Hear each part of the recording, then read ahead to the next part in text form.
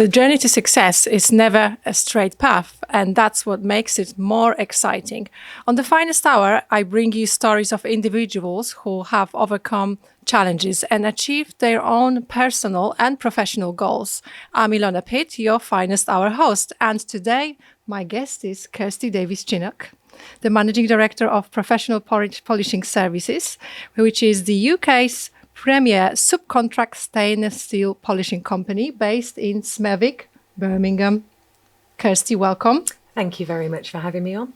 So, Kirsty, you've got an impressive 34 years experience under your belt, and you have become a respected leader in your field with a specialized knowledge of stainless steel finishes, and these are suitable for many different applications like nuclear, pharmaceutical, So nuclear and pharmaceutical, an awful lot of architectural, both in stainless steel and aluminium, food and drink manufacture.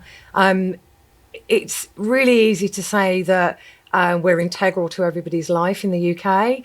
And nobody knows about us. We're always in the background. So most people in the UK will come into contact with our finishes probably 30 times a day, from taking a vitamin that's been made in a stainless steel processing plant to driving a car, getting a train, light switches that they touch, or street furniture, street sculpture, all the way through to 3 o'clock in the morning when you fall out the nightclub and go and get that kebab.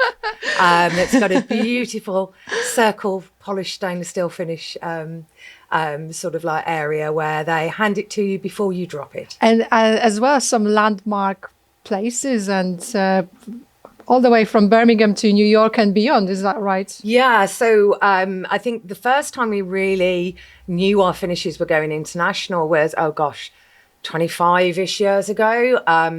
And it was when Hong Kong airport was being developed, and a lot of our finishes were exported there in the finished product. Closer to home, we did the majority of the external polishing for Grand Central Station in Birmingham. I always think about you when I pass by, every time. I go through it, I just check that they're cleaning it properly. They haven't used anything corrosive. Last year we did Hotel Latour Milton Keynes, which is nearly 100 tonnes of 3161.5 polished to our ultramarine finish. And I was the consultant for the vessel in Hudson's Yards, also known as the Beehive. Even though it wasn't polished in the UK, it's quite surreal having one of the after we spoke, I have checked it out. It's such an amazing piece of architecture. It's fabulous. Beautiful. It was designed by a British architectural firm, manufactured in Spain, polished in China, and then assembled in New York. So it's a real sort of global project. But let's go back to you personally. You have so many credentials that I'll have to read them out. So you are the ambassador at Acon's Business Hospice, trustee for Birmingham Roller Derby, governor for Wattville Primary School, and director at Art Business Loan, and also, of course, director and chair of British Stainless Steel Association. Have I missed anything? I think that's the current list. It does tend to change every couple of years. Yes, because I think you also was trustee of Birmingham Civic Society and Women in Business Association, which I was involved a few years back. So many different things that you've done. And you also won many notable awards. But what's interesting, and what we're going to talk about now, is your finest hour moment, which was the springboard to all this work. Is that right? And you had to dig a little deeper to get to remember, and that's what we're going to talk about now. And that's the Thomas Attwood Award. And I'm not sure if anybody is familiar what this award is. Maybe you could first of all tell us what is Thomas Attwood Award. So I will get to the story in a minute. This goes back quite a long time ago when you asked me sort of what my finest hour is. Well, I hope it's yet to come, but trying to pick one things after 34 years is a bit difficult. And so I was Googling myself, because who doesn't like to do that? And I sort of came across the Thomas Attwood Award, and then a speech I gave at the Council House a couple of years later. And I was like, that was quite pivotal for me. Thomas Attwood was one of Birmingham's first members of parliament. So way back in we're talking about 19th century here. Yeah, 1832 or 1831. And a lot of business people around the UK were getting a bit fed up with London. There were no representations for Birmingham or Manchester or anywhere else in the Houses of Parliament. And eventually this was changed, and Thomas Attwood was one of the first two Birmingham members of Parliament. And he'd sort of been a bit of a rebel. He went up against the great East Indian monopoly and all sorts of things like that. And he was very much about community. Yeah. And the sounds like our kind of guy. I wish other. we could get him on a podcast.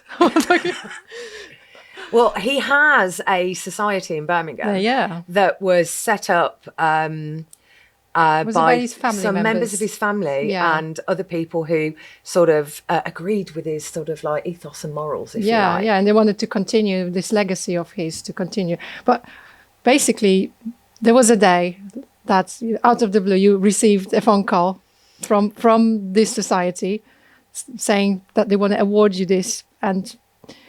But before we actually jump into that, let's talk about why they called you, because I think that's quite an interesting story. So I had a public tantrum that ended up with a few sort of television and press fans outside my factory.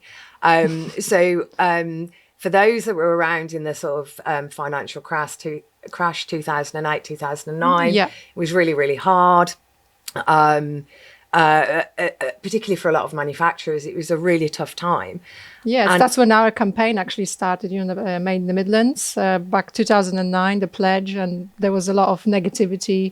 There really was. And I belonged to a different member organisation at the time that represented lots of different businesses.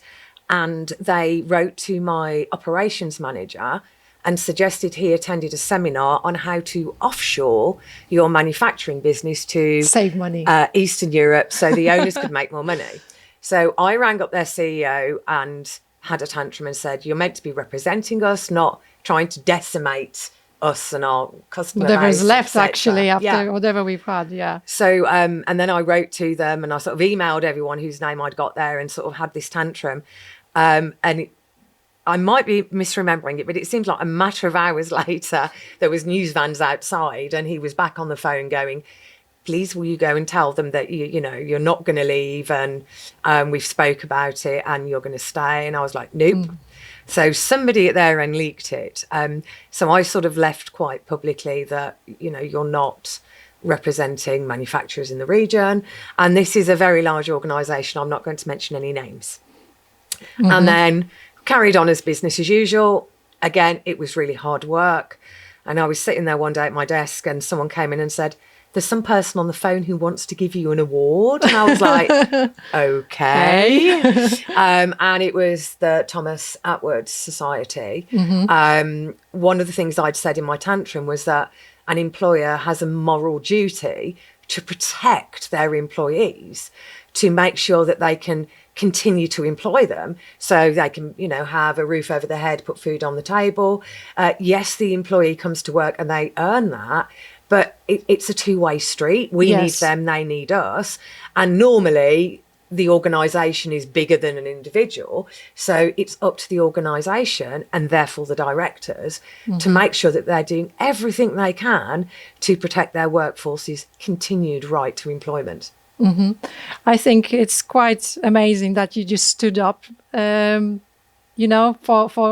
your values, and and your voice was heard, definitely, and by many on that occasion. I mean, what sort of networks have covered this event when it happened? Oh gosh, it is going back a long time, but I think it was sort of all over ITV News and BBC Midlands Today and in the Birmingham Post and the Express and Star, so all the local media. I don't think it went national. It may have, but I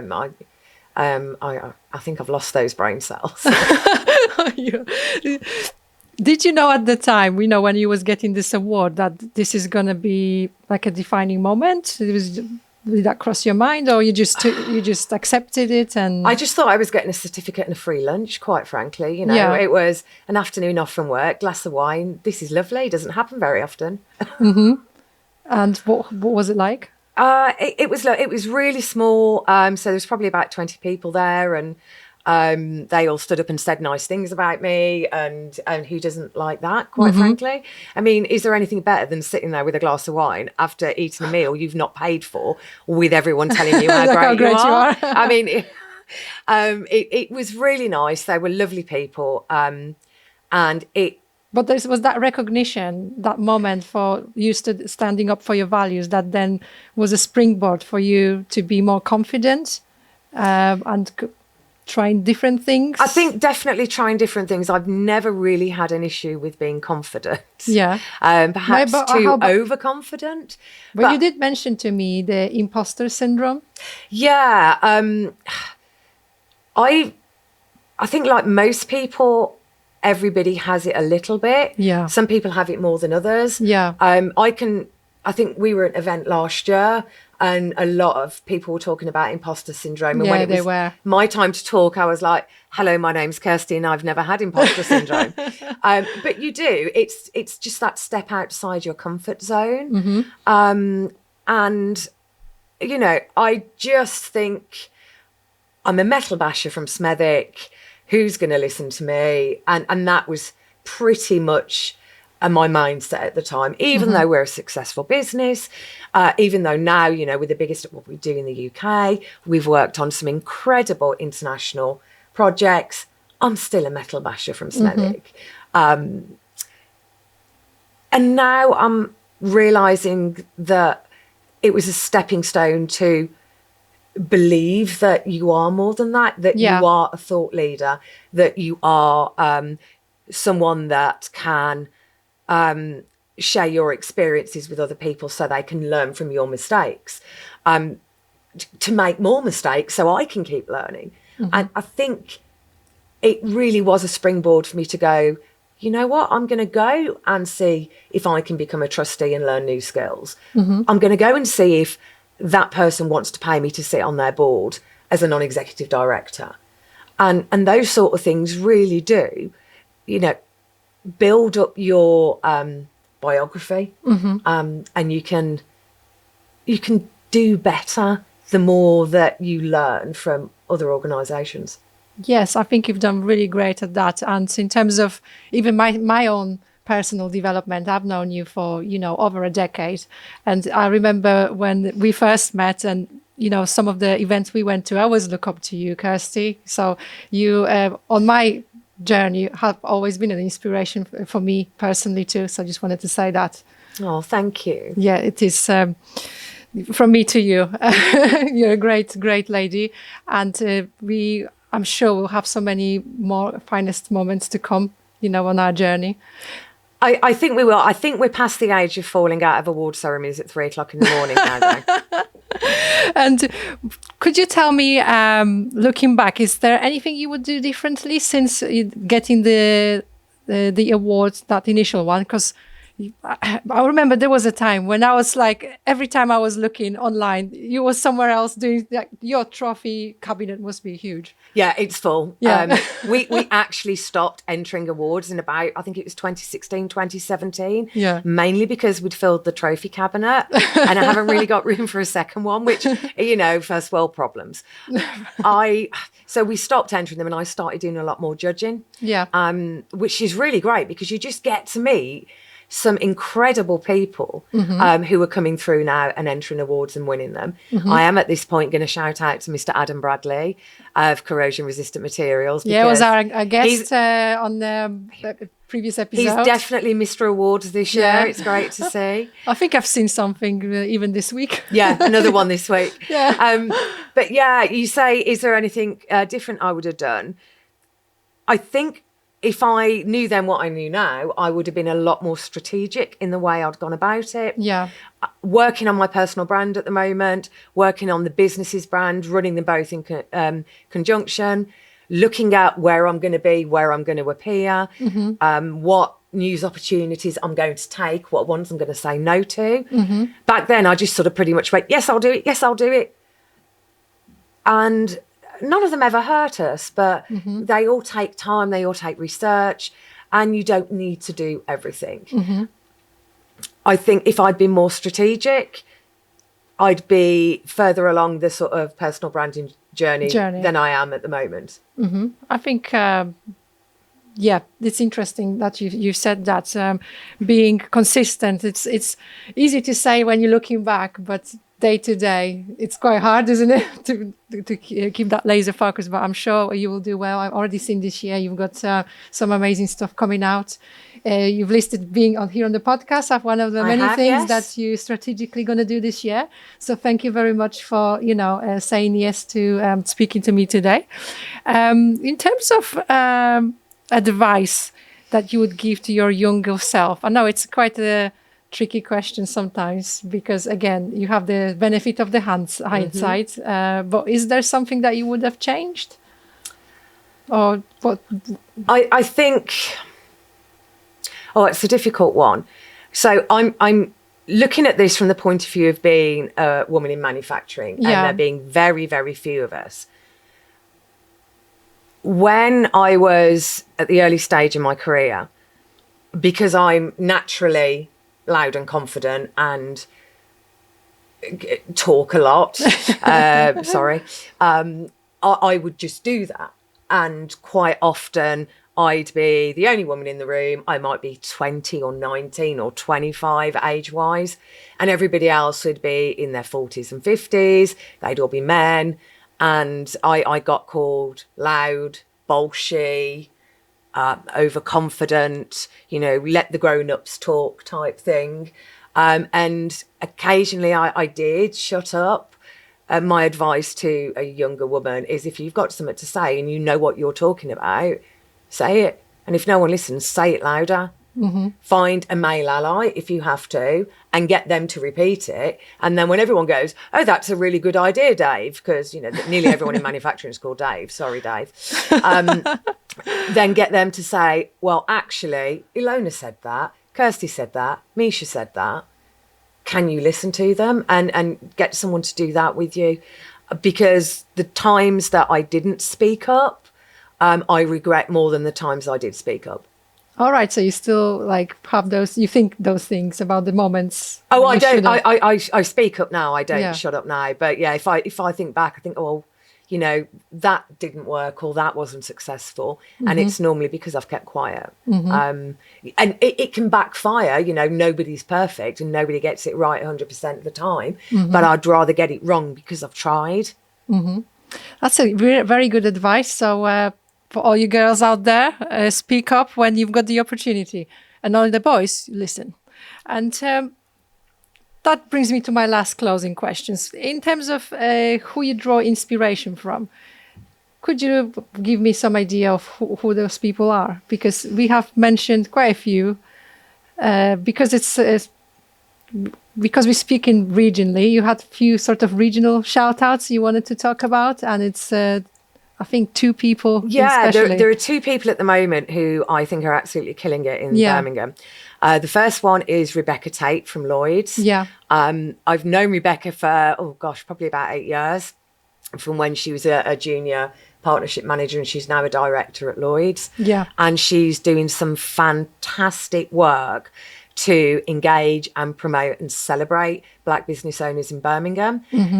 Over the years, you go to a business dinner or an awards do, and everyone at the table is white. It doesn't reflect the great diversity we've got in Birmingham. And we need to engage with people who are different than us.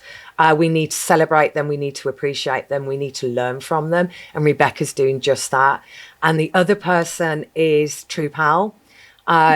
True is a really good friend of mine. I've served on a couple of non-exec boards with him in the past, and he reinvented himself over COVID from an owner of several events businesses, because events businesses don't happen in COVID, to becoming a personal branding strategist and talking head. So he's on a lot of is it Good Morning Britain of a morning? Yes, yeah. I'm at work. GMB and lots of other news and media opportunities. And he's done really, really well. He's absolutely smashing What was it. his little motto you told me about? If you're not visible, you're invisible. Yeah, if you're not visible, you're invisible. So your brand needs to be visible. Yeah. So True's absolutely fantastic at that.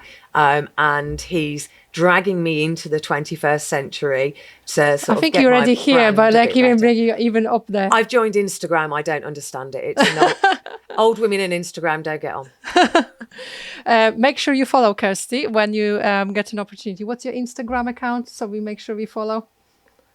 I should probably know that. We'll leave it in the description of the video. Okay, Kirsty, on that note, I want to thank you for sharing your incredible journey, your story of, the springboard to all the awards and successes you've had in the past decade. Me personally, I look forward to following you in the upcoming years and us hanging out together as well. That will be great. And thank you for being such an amazing guest here on The Finest Hour and being part of my podcast. Thank you to you and Made in the Midlands. It's always a pleasure. Fantastic. So thank you for tuning for this episode of The Finest Hour. Remember, everyone has got their unique path to success, and it's important to never give up on your dreams. Until next time, thank you very much.